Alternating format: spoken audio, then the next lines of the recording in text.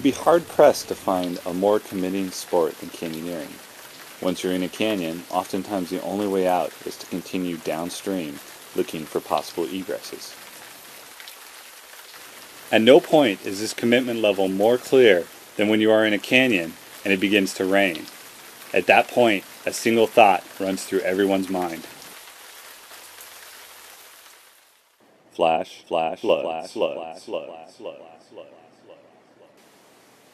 A flash flood is a rapid flooding of geomorphic low-lying areas caused by the intense rainfall associated with a thunderstorm.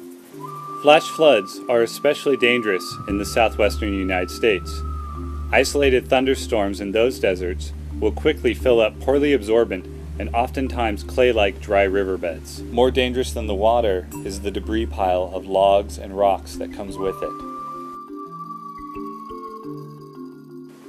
When the ATS team began the first canyon descents in Maui over 10 years ago, historical weather patterns were analyzed. Being in the middle of the Pacific Ocean, the Hawaiian Islands are subject to violent storms. As such, the island of Maui is actually the second wettest spot on Earth. This first descent mission took place during the rainiest time of the year.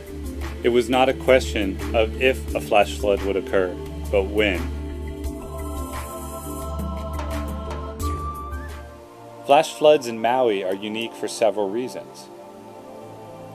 First off, the canyons there are always at 100% saturation, meaning that any water that falls in the canyon is quickly moved downstream out to the ocean.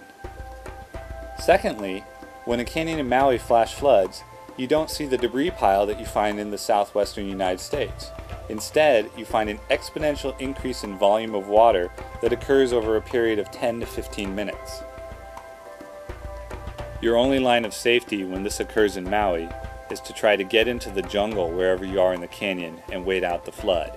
This could be anywhere from minutes to hours to days. It's next to impossible to force your way through the jungle up to a ridgeline. So when a flash flood does occur in a canyon in Maui, you're pretty much trapped until it's done.